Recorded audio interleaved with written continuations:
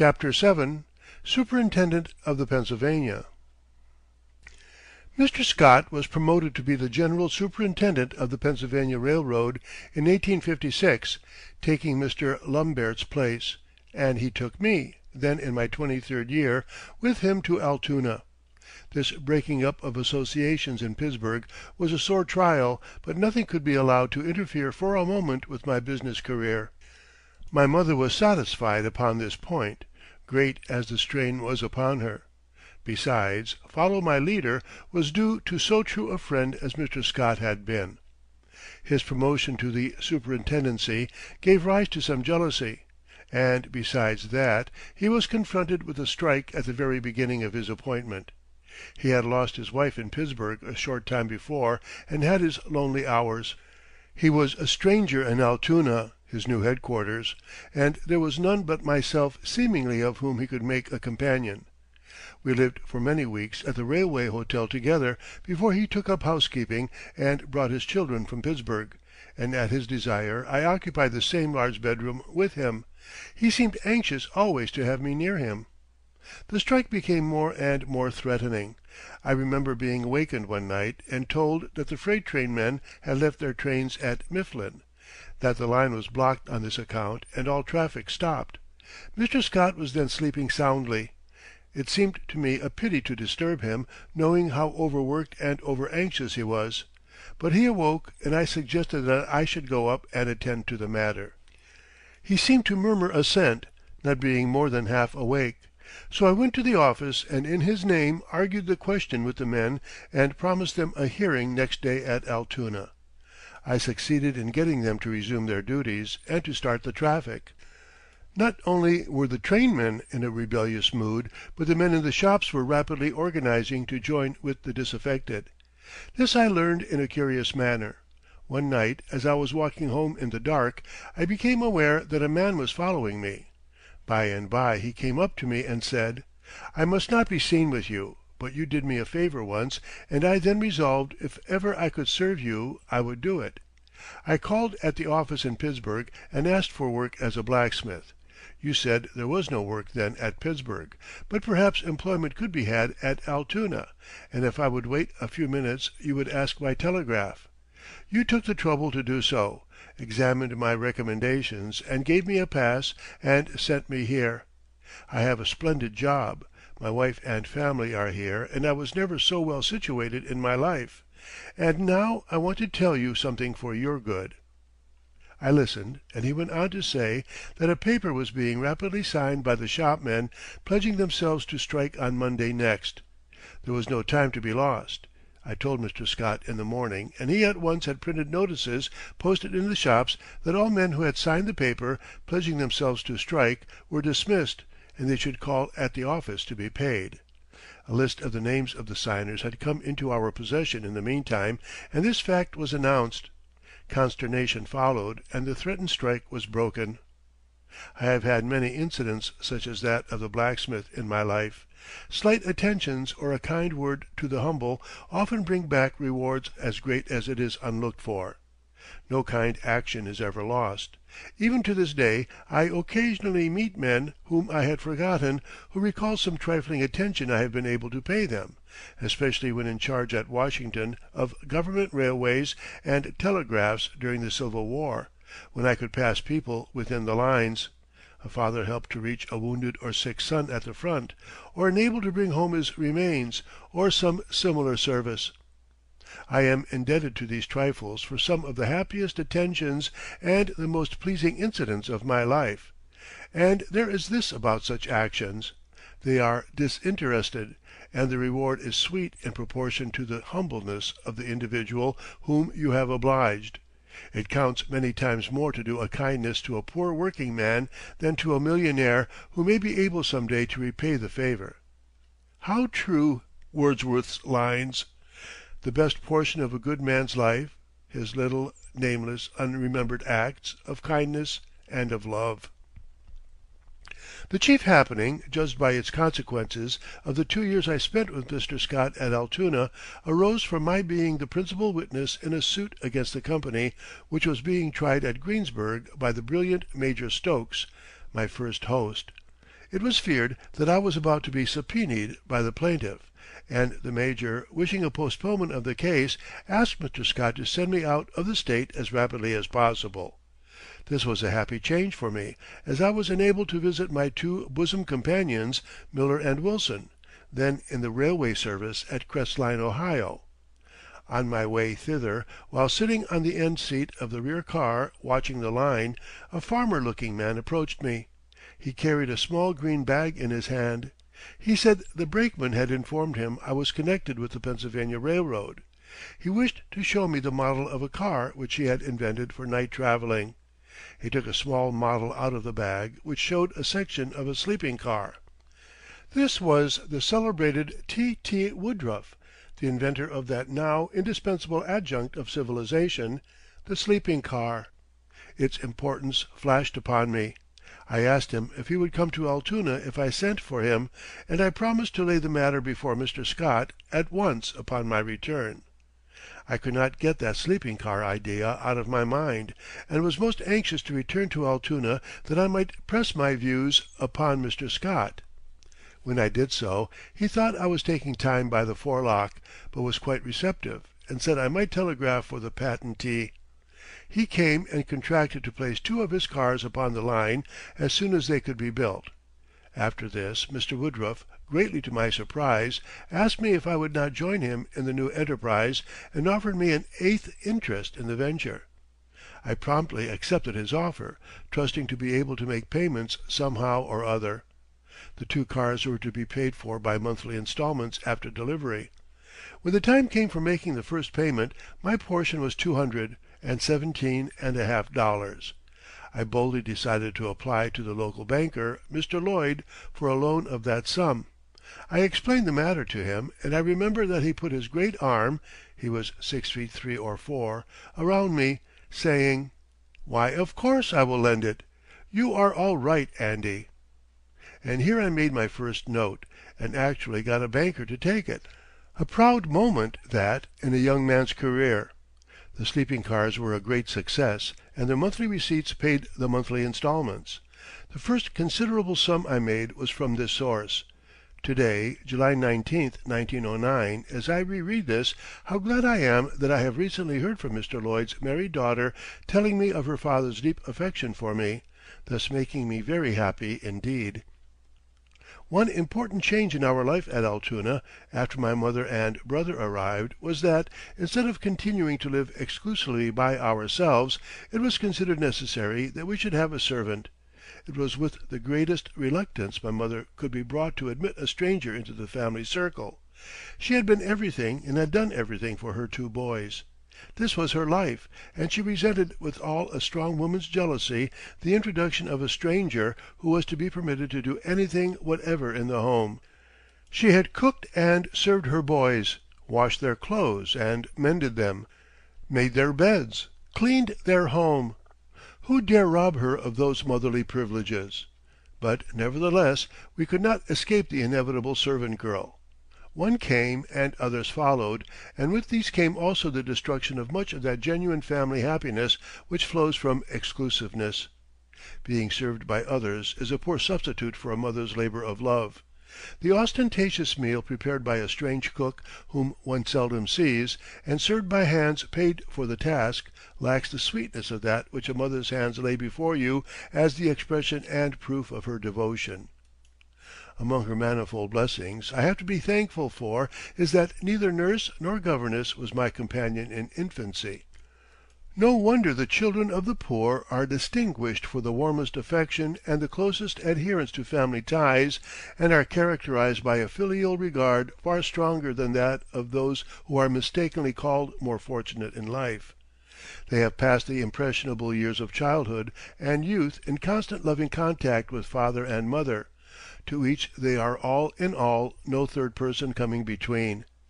The child that has in his father a teacher, companion, and counselor, and whose mother is to him a nurse, seamstress, governess, teacher, companion, heroine, and saint all in one, has a heritage to which the child of wealth remains a stranger.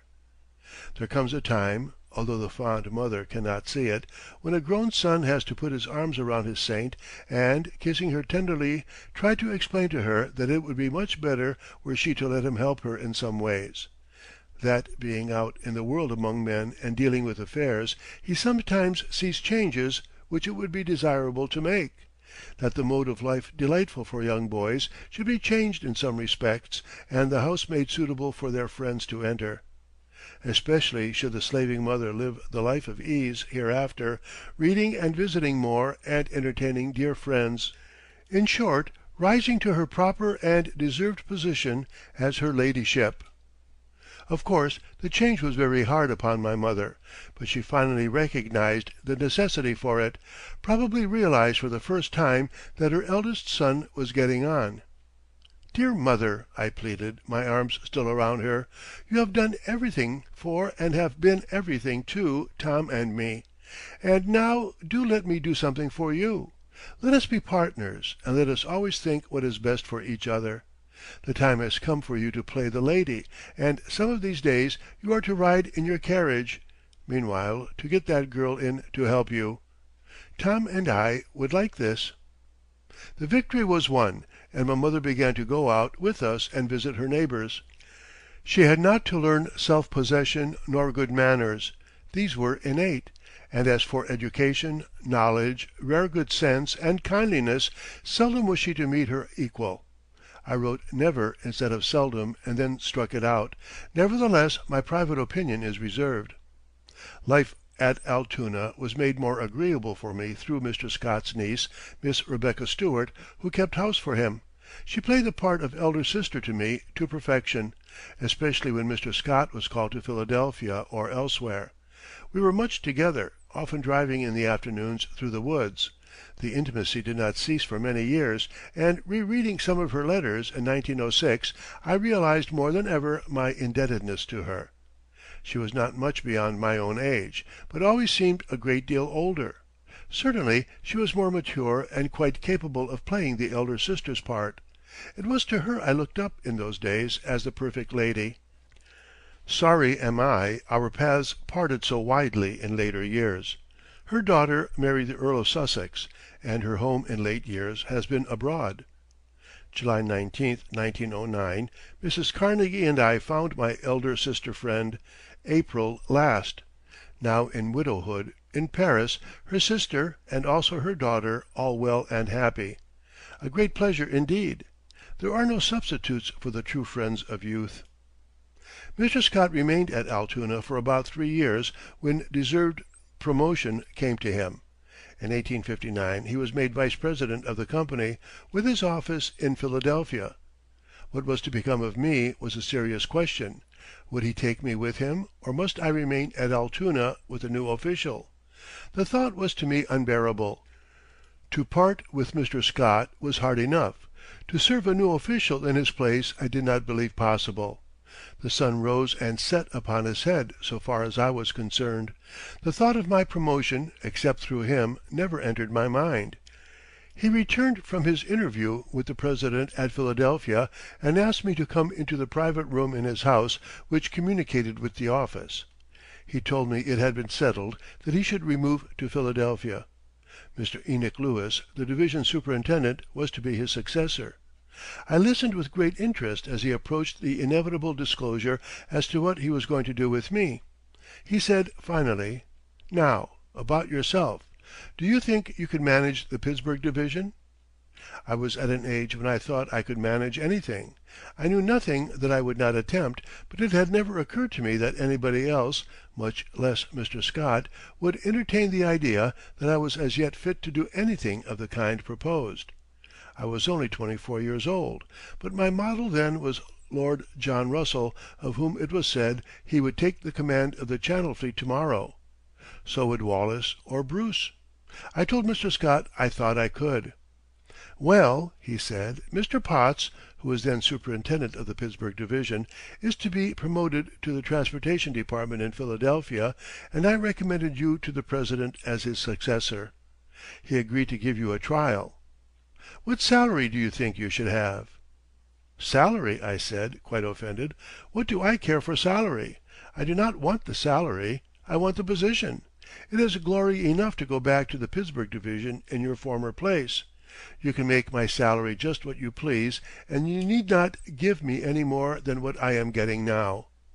That was $65 a month.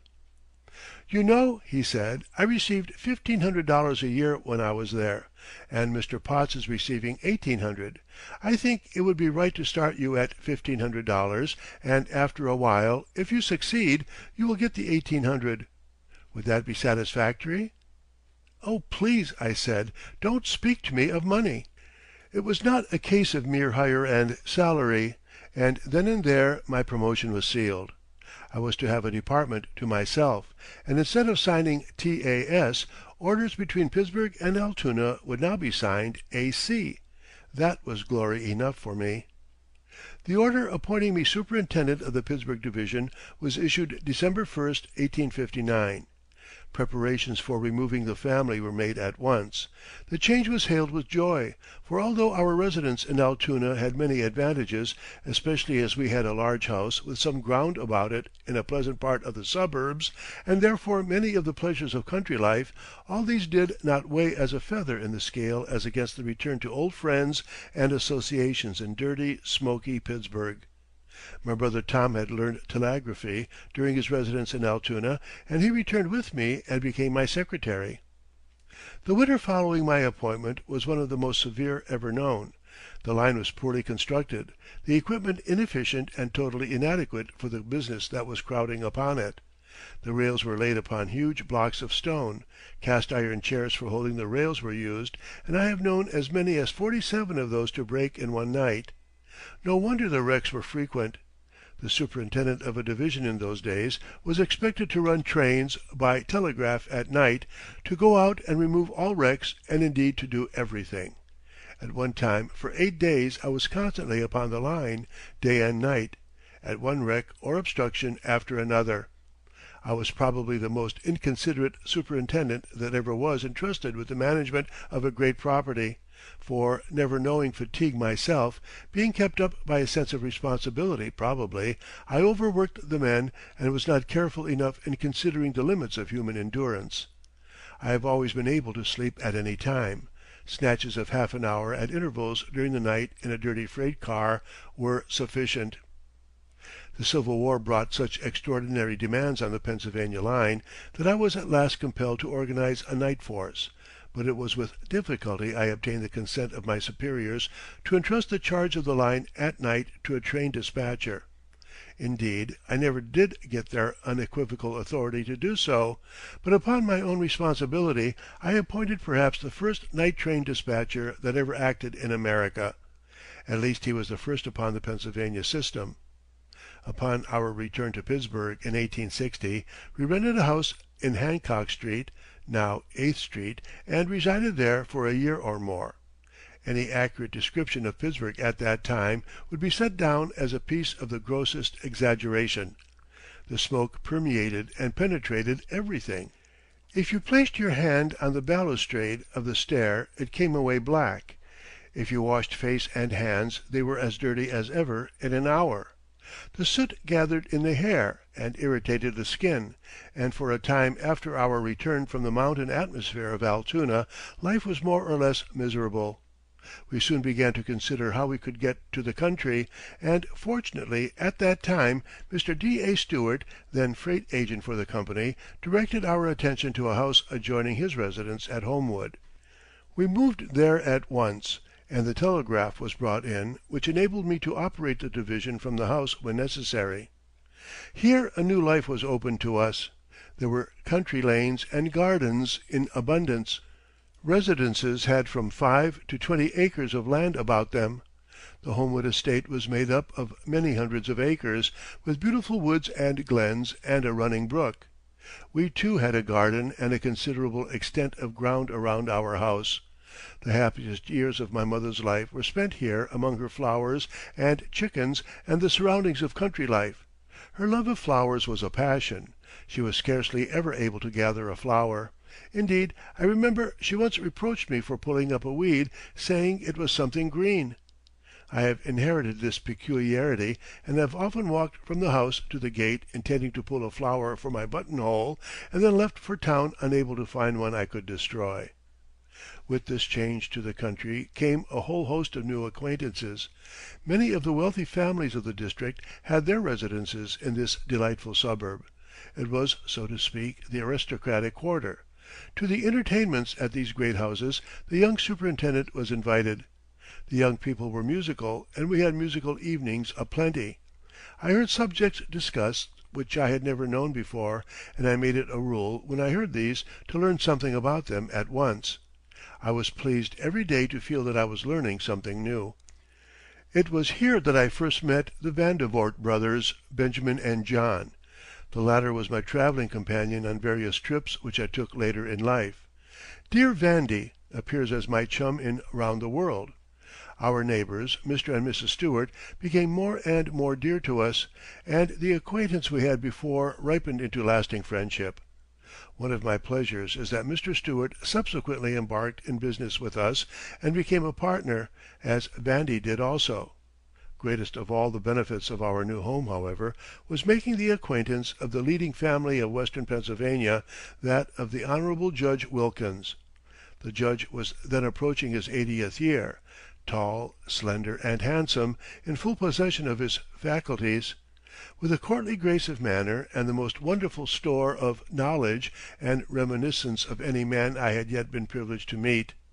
His wife, the daughter of George W. Dallas, Vice President of the United States, has ever been my type of gracious womanhood in age, the most beautiful, most charming, venerable old lady I ever knew or saw. Her daughter, Miss Wilkins, with her sister, Mrs. Saunders, and her children, resided in the stately mansion at Homewood, which was to the surrounding district what the baronial hall in Britain is or should be to its district, the center of all that was cultured, refined, and elevating. To me it was especially pleasing that I seemed to be a welcome guest there. Musical parties, charades, and theatricals in which Miss Wilkins took the leading parts furnished me with another means of self-improvement. The Judge himself was the first man of historical note whom I had ever known. I shall never forget the impression it made upon me when in the course of conversation, wishing to illustrate a remark, he said, "President Jackson once said to me," or "I told the Duke of Wellington so and so." The Judge in his earlier life, 1834, had been minister to Russia under Jackson, and in the same easy way spoke of his interview with the Czar. It seemed to me that I was touching history itself. The house was a new atmosphere, and my intercourse with the family was a powerful stimulant to the desire for improvement of my own mind and manners.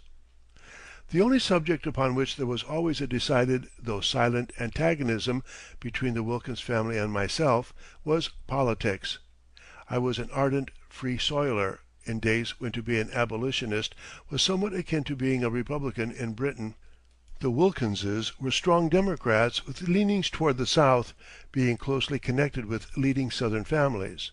On one occasion at Homewood, on entering the drawing room, I found the family excitedly conversing about a terrible incident that had recently occurred. "What do you think?" said Mrs. Wilkins to me. "Dallas," her grandson, "writes me that he has been compelled by the commander of West Point to sit next to a negro. Did you ever hear the like of that? Is it not disgraceful? Negroes admitted to West Point." "Oh," I said, "Mrs. Wilkins, there is something even worse than that. I understand that some of them have been admitted to heaven." There was a silence that could be felt. Then dear Mrs. Wilkins said gravely, "That is a different matter, Mr. Carnegie." By far the most precious gift ever received by me up to that time came about in this manner. Dear Mrs. Wilkins began knitting an afghan, and during the work many were the inquiries as to whom it was for. No, the dear queenly old lady would not tell. She kept her secret all the long months until, Christmas drawing near, the gift finished and carefully wrapped up, and her card with a few loving words enclosed, she instructed her daughter to address it to me. It was duly received in New York.